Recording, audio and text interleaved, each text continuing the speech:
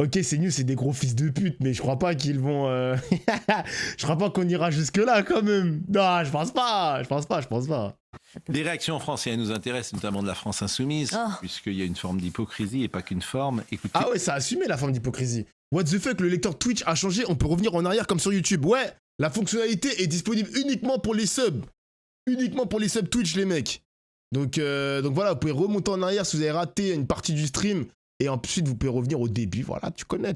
Et le sujet de Félix Pérola. Après l'annonce de l'attaque terroriste antisémite à Sydney, la classe politique française a réagi, y compris la France insoumise. À commencer par Jean-Luc Mélenchon. Ignoble terrorisme antisémite de masse. Le terrorisme est l'abomination mondiale de notre époque. Même réaction de la chef de file des Insoumis à l'Assemblée nationale. Pas de grimace de la part du journaliste. Ignoble attentat ciblant la communauté juive en Australie. La haine antisémite doit être combattue fermement partout et à tout instant. Mais certains, comme Aurore Berger, dénoncent une forme d'hypocrisie. Quand vous publiez à peu près tous au même moment les mêmes mots, oui, je pense qu'il y a des consignes qui ont été passées en disant sur ce coup-là, ce serait bien qu'on publie tous un message. Et vous en déduisez quoi ?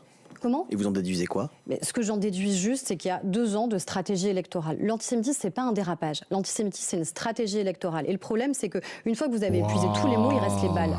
De son côté, l'eurodéputé François-Xavier Bellamy a directement répondu à Jean-Luc Mélenchon. Député LFI, Thomas Porte a été rendre hommage à un terroriste du Hezbollah. Au Parlement européen, Rima Hassan se félicite que le Hamas exécute ses ennemis un par un. Et vous prétendez en déplorer les conséquences aujourd'hui ? Shannon Seban, directrice d'un mouvement qui combat l'antisémitisme, a qualifié Jean-Luc Mélenchon de pompier pyromane et lui a demandé de garder le silence. Ah ouais, pile tu perds, face tu perds. Si Mélenchon n'avait pas parlé, elle aurait dit Mélenchon il parle pas donc il aime pas les juifs, nanani, nanana, il ouvre la bouche. Ah Mélenchon, c'est mieux de garder le silence. Vous voyez, c'est des abrutis les gars. C'est vraiment des abrutis gros. C'est vrai que la meuf elle a sorti un livre, elle a vendu que 3 exemplaires les mecs. Hein. Ça faut le souligner. Faut le souligner, elle a vendu que 3 exemplaires. Merci à Keto pour le sub, merci mon gars. Également, qui répondait dans une interview à des personnes avec qui elle était d'ailleurs de la France insoumise et disait que Israël n'existerait plus dans 100 ans. Non mais au-delà de cet au-delà de cet anti-israélisme obsessionnel et constitutif effectivement d'antisémitisme, ce sont des gens qui se rendent dans des manifestations où on crie mort aux juifs.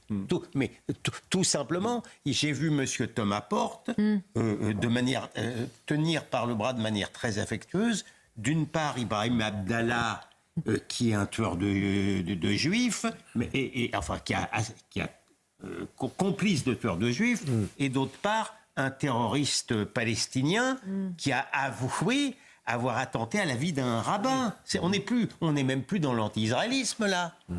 Donc bon, sauf qu'il est, j'ai entendu, il est défendu dans leur protocole des sages insoumis de dire qu'ils sont antisémites. C'est la seule chose. Mais ils ont déjà un petit peu progressé, parce que souvenez-vous du communiqué indigne de la France insoumise le 7 octobre 2023. Il parlait du Hamas comme un groupe armé et il ne parlait pas de terrorisme. Là, il parle de terrorisme, pas encore. Oh là là les gars, on est en 2020, on est à l'aube de 2026, vous allez encore nous parler du 7 octobre. Je suis pas là pour minimiser évidemment les mecs, mais la manière dont c'est utilisé pour tirer sur Jean-Luc Mélenchon et parler d'antisémitisme en France, waouh, c'est dingue ça quand même, hein. Putain de merde. Hein. L'islamisme, il y a des étapes. Un groupe de résistance. C'est lourd là, c'est lourd. Hein. C'est Hanouka qui a commencé hier soir, on peut voir des images peut-être de c'est la boucle éternelle mon gars. À Paris dans le 7e arrondissement, c'est le début des festivités de Hanouka, ce qui nous permet de saluer tous nos compatriotes de confession juive qui nous écoutent, et je sais qu'ils sont nombreux, notamment en Israël. Hanouka, je ne suis pas un grand spécialiste de Hanouka. Je peux vous éclairer, si j'ose dire. C'est 8 jours. 8 jours. C'est une première bougie qu'on allume. C'est toujours très précis. Putain, il connaît mieux le judaïsme que le catholicisme. Hein. C'est fou ça. D'ailleurs, c'est toujours parallèle à Noël, plus ou moins. On compare un petit peu. En tout cas, c'est toujours dans la même période. Oui, on se fait des cadeaux d'ailleurs. D'ailleurs, il y a une influence chrétienne sur Hanouka parce qu'on se fait des cadeaux maintenant. Je suis content, effectivement que ce soit allé jusqu'à vous. Voilà, pour vous dire. Moi, je refuse pas les cadeaux. Écoutez, mais vous en faites peu. Vous savez bien que c'est Hanouka, c'est le chant. Non mais CNews, le palmarès de CNews, hein, c'est de donner du buzz à la communauté juive de France, donner du buzz aux catholiques, mais quand ça parle de l'islam, ils invitent des apostats qui critiquent le Coran. Est-ce que vous avez vu, les gars?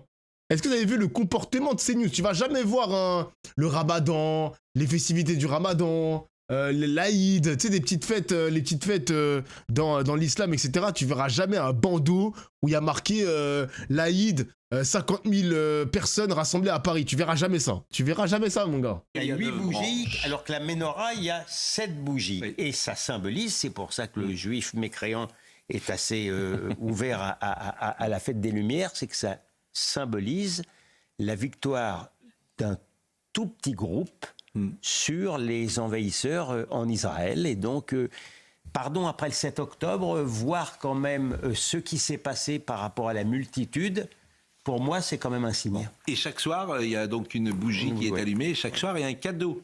Non, pas tous les. N'exagérez pas non plus. Je pense, parce que nous, c'est que le 24 décembre, c'est un seul soir, et c'est un seul soir de cadeaux, ça va bientôt arriver. Pascal Pro qui pensait qu'elle allait avoir une dizaine de cadeaux, vas-y toi. Mais je pensais que c'était tous les soirs. Je vous indique que dans le cadre de mon syncrétisme, j'accepte les cadeaux à Hanouka comme à Noël. Bien sûr. Voilà. Bon, en tout cas, ça nous permet de... Que dire de ces gars? Que dire de ces gars? Enfin bref. Allons voir.